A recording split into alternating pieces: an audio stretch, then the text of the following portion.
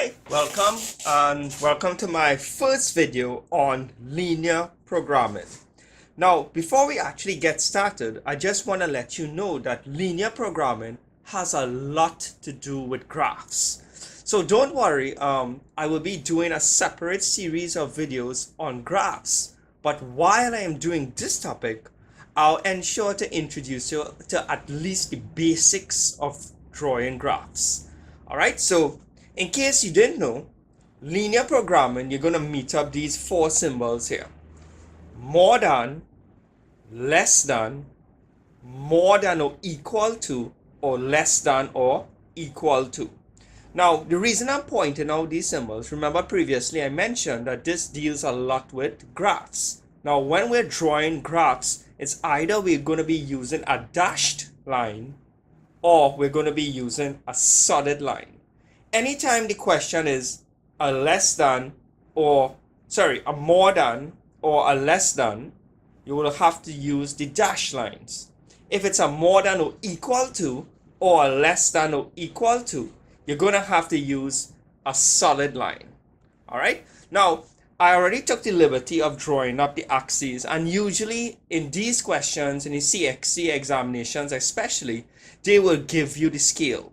Now, I'm using the T-Rex type of graph paper. That's the one with the big blocks. So this from 0 to the first 10 is actually 2 centimeters. So I'm counting in tens on the x-axis, and I'm also counting in tens on the y-axis. Okay, so it's tens on both axes. So I'm going to show you how to draw an equality on graph paper. So we're going to be doing about 4 different examples, and of course I'm going to take my time. Of course I will keep bringing this yellow and post it back into the scene every once in a while to remind you when it's time to use the dash line or time to use the solid line. Alright, so let's get started on our first graph. Let's say that the examiner were to ask you to draw and express this inequality on graph paper. So you notice that you have y plus 2x is less than or equal to 80. So let's just make this clear very quickly at the beginning of the question. You notice it's a less than or equal to. So when I draw my graph today, I'm going to have to use a solid line. So this is a solid line graph. All right. So when you're drawing up a graph, you have to draw up a little table like this. I usually call the top x and I usually call the underneath y. Although it really doesn't matter if you put the y on top or the x underneath. It's just important to know, usually in these types of graph, you will be in charge of choosing the x values. But unfortunately, you are going to have to calculate the y values. So you have some freedom in this question. You get to choose anything you want in the world for x. Now, let me just make this clear also. If you were to choose 3 values and someone else were to choose 3 different values, your working would look completely different. But when you draw the graph, both of you all would have the same exact graph. I kind of usually tell my students it's like magic. It comes like, it doesn't matter what you choose. If you choose 3 completely different values, you're going to get the same graph like anyone else. Well, provided that you do all the calculations correct. So, while you have the freedom of choosing anything you want for x, let's look at our graph paper here. Right. You'll notice this is my x-axis. And my x-axis, I start at 0 and I'm counting in tens all the way up to 90. Now, I have the freedom of choosing anything I want for x, but I have to be a little smart about it. If my x-axis only goes from 0 to 90, it will make no sense to choose something like 100. Because if you choose something like 100, it simply will not fit on your x-axis, because my x-axis only goes up to 90. So it will make a lot more sense to choose anything between 0 and 90. Also, you will notice I am counting in tens. So to make my life easier, I would choose something that is a multiple of 10, like 50 or 30 or 60. I will not choose something like 3, because if I choose 3, 3 will 3 is not that difficult to find on the graph, but it's a little more difficult than finding 10, 20, 30, or 40. So to make my life easy, I will choose something between 0 and 90 and something that's a multiple of 10. Now to be safe, the truth be told that if you only choose 2 values for x, 2 values is really all you need to choose. But some students and some teachers will say choose 3 just in case. Usually when you choose 3 values for x, the chances of making a mistake in the long run is smaller. Alright, so here's what I'm gonna do. So we all agree that we are gonna choose something between 0 and 90. Right, so I'm going to bring my scrap paper here to do some scrapbooking for you all. Right, so in case you have no idea how to plot a graph, I'm just going to take the graph paper out of the scene for the time being. We won't need it because we already established that we're going to choose something between 0 and 90, and that's a multiple of 10. So this is my equation here. Y plus 2x is less than equal to 80.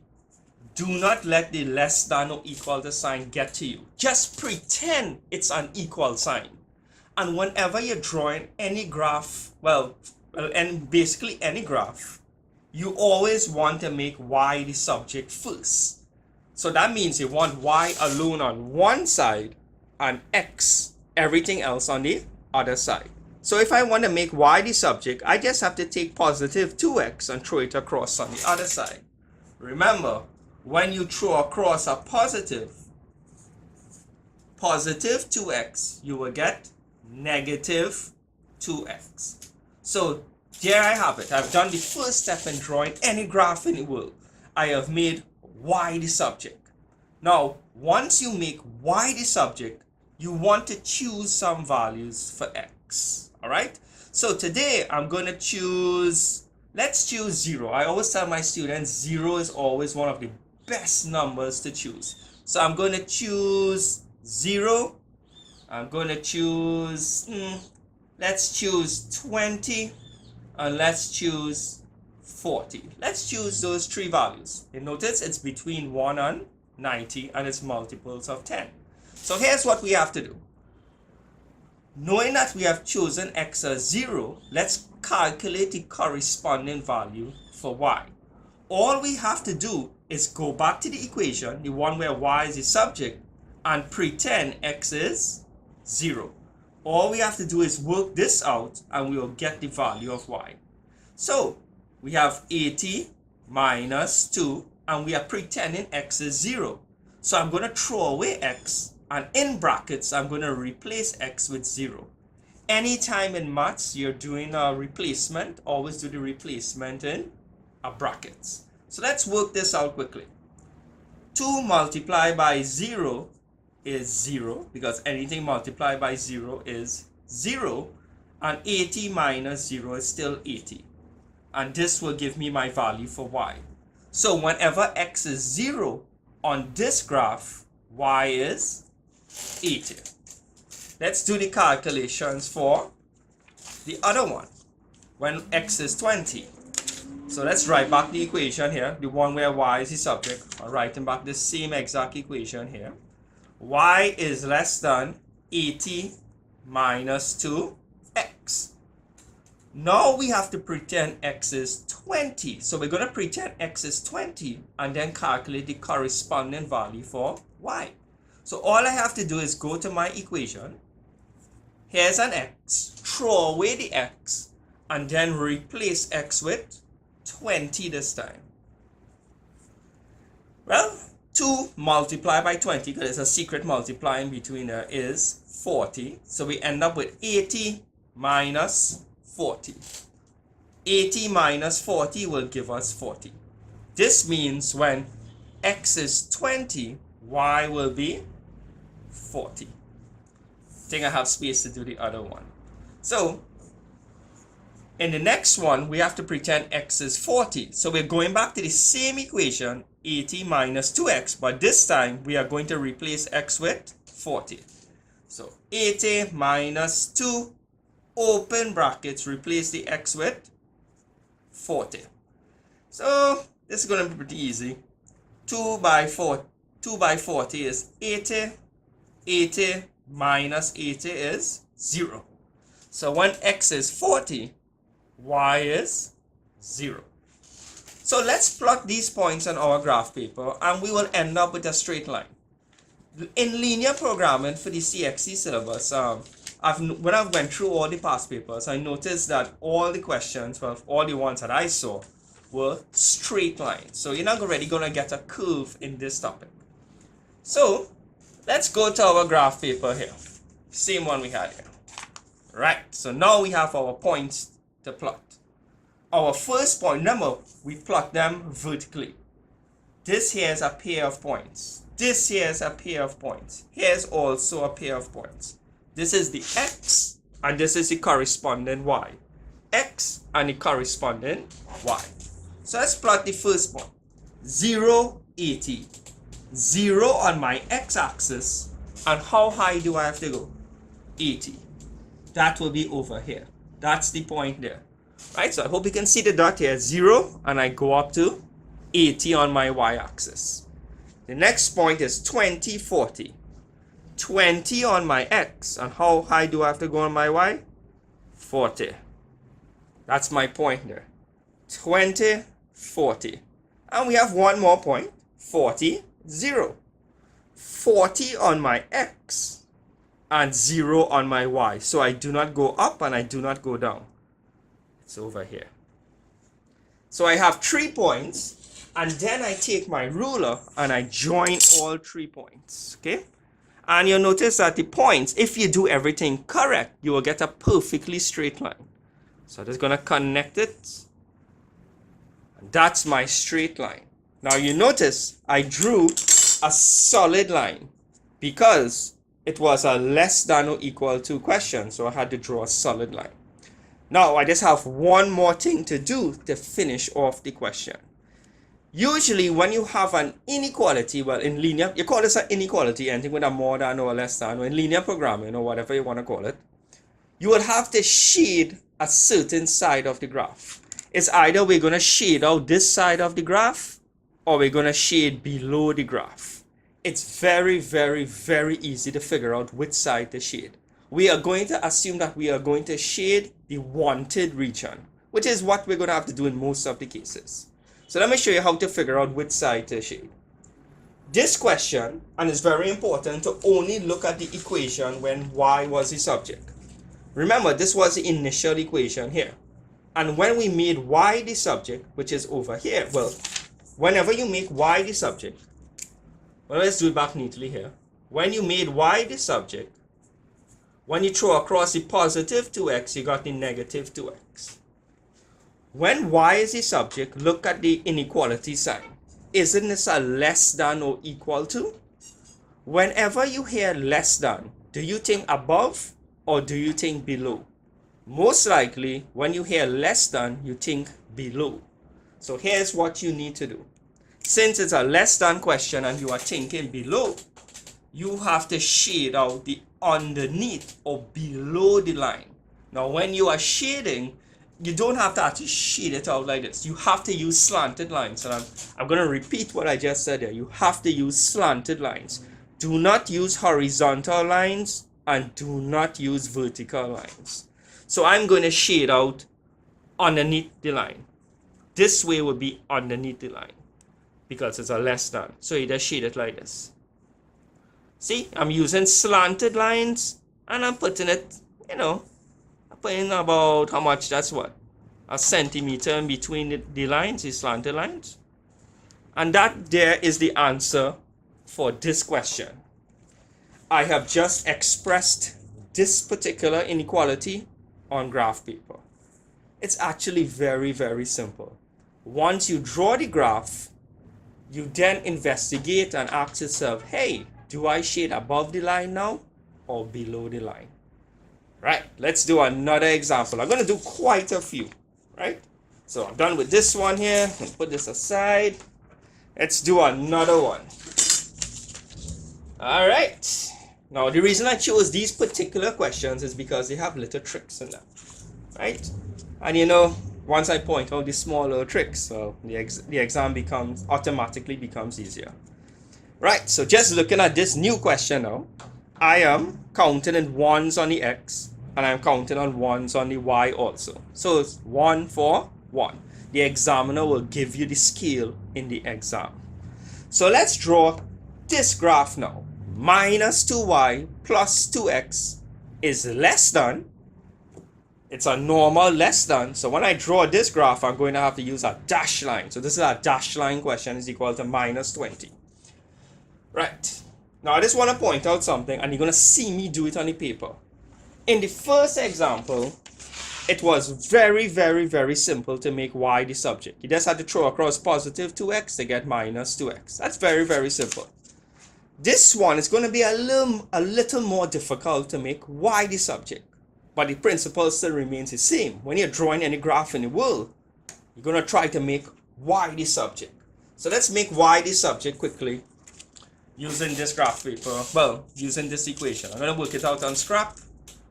So we have minus 2y plus 2x is less than minus 20. Now here's what you're going to do. Once again, you're going to have to throw across the positive 2x. And when you throw across positive 2x, you're going to get minus 2x. Then we are going to have to divide by minus 2 because between the minus 2 and the y, there's a multiply. Let's do this. Y is less than minus 20. This is the minus 20. Throw across positive 2x, you're going to get minus 2x. Now, you are going to have to throw across the minus 2, which is a secret multiply. Remember, when you have a number and a letter touching, there's a secret multiply in between.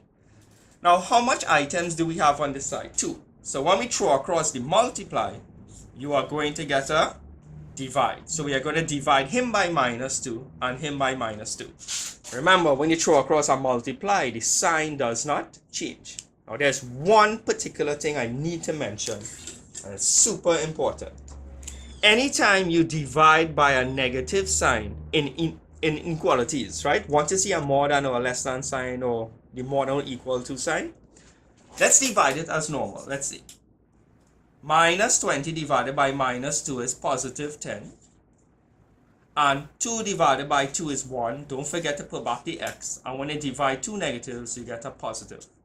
But anytime in this topic, anytime you divide by a negative, make sure and switch around the sign. So the rule is here is anytime you divide or multiply, although there wasn't any multiplication in this one, anytime you divide or multiply by a negative number in inequalities, the sign has to flip, right? But only if you're dividing by a negative or multiplying by a negative. So I made the switch. So when we made y the subject, this is the equation we got here, right? When we are determining whether to shade above or below, we have to look at this equation, the one where y is the subject, not the original equation, only the one where y is the subject. And I will say it again in a little while so it sticks in your head.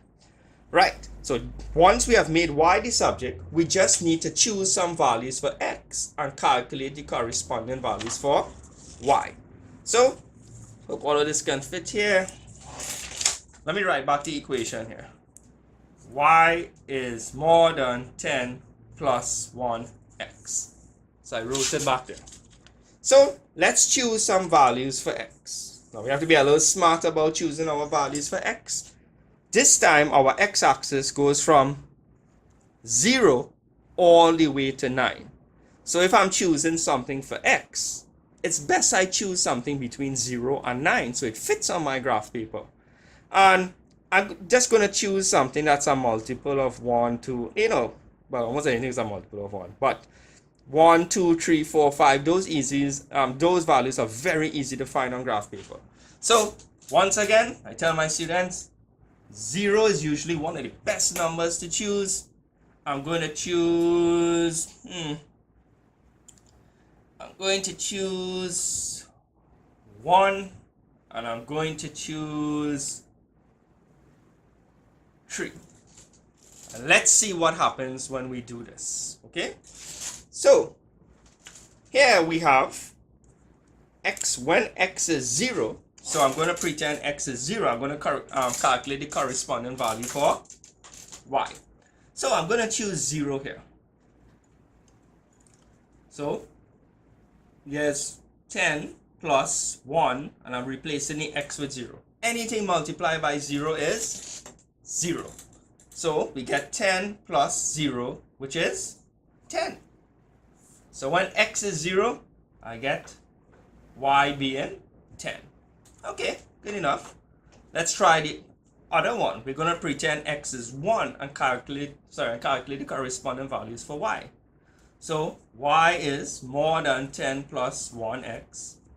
Let's go and replace x with 1. Let's do that. Replace the x with 1.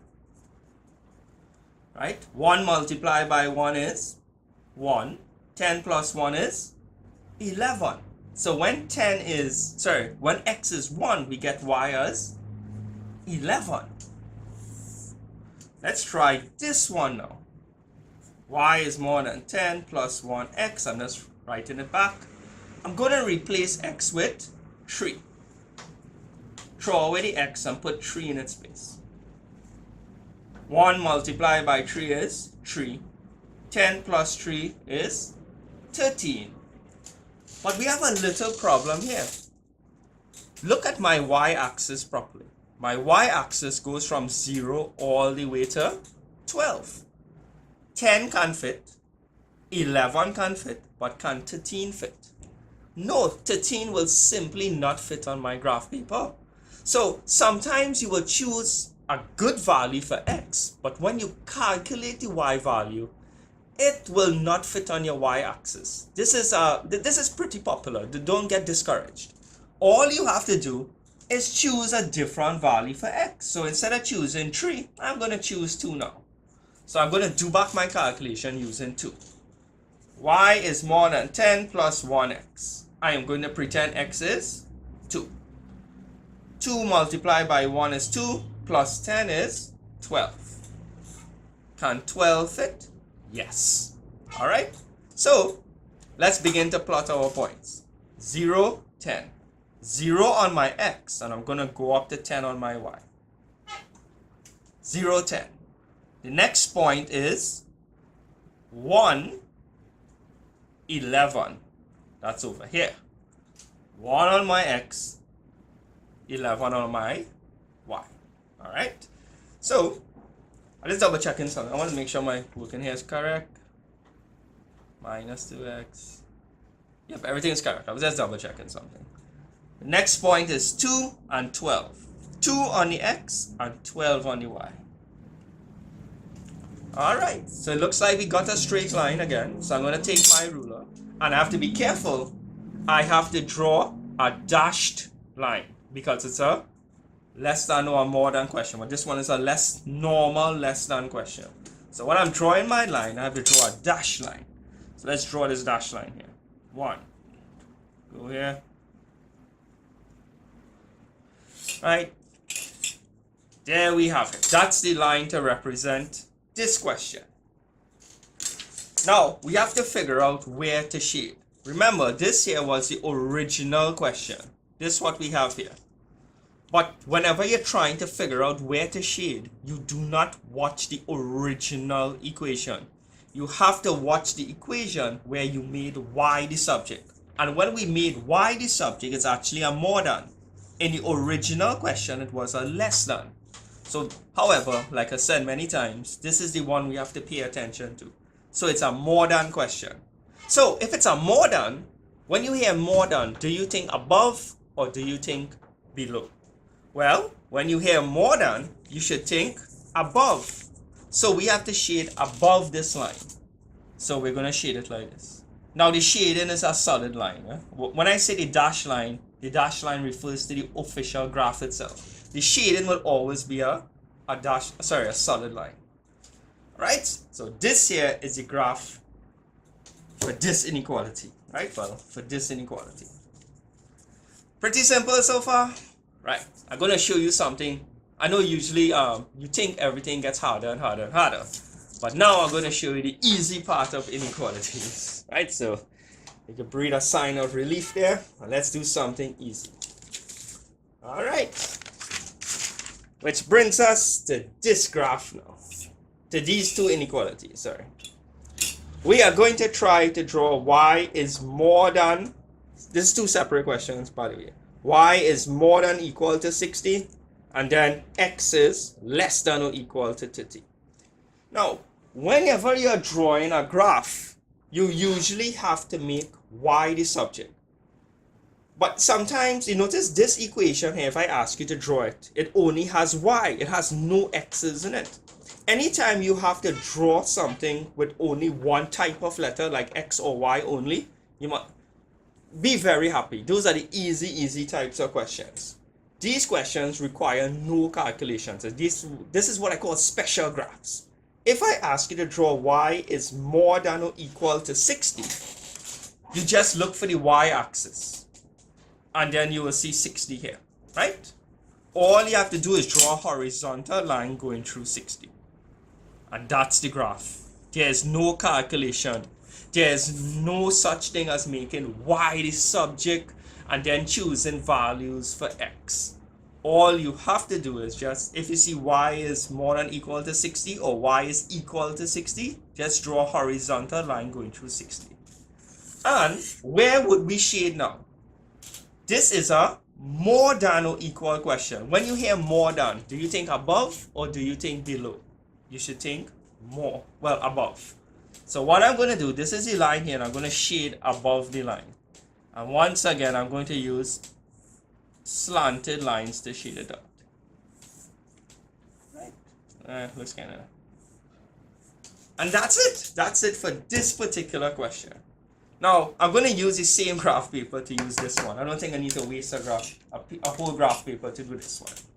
Now, if y equal to 60 is a horizontal line through 60, then x equal, or and let's pretend this is an equal sign, x is equal to 30 will be what kind of line instead? A vertical line. So go on the x-axis and look for 30. Bam, here we have it. And I'm going to draw a vertical line through 60. 30, sorry. Right? I'm going to use green here. Right, so hopefully you can see that clearly there. Right. Try to ignore the first graph. Now, in both cases, I use a solid line because it's more than or equal to or less than or equal to. Right. Now, x is less than or equal to 30. So this is my line here. Now, you notice on the x-axis, as we go this way, it gets bigger. 40, 50, 60, 70, 80, 90. And if we go on this side of the line, it gets smaller. 20, 10, 0.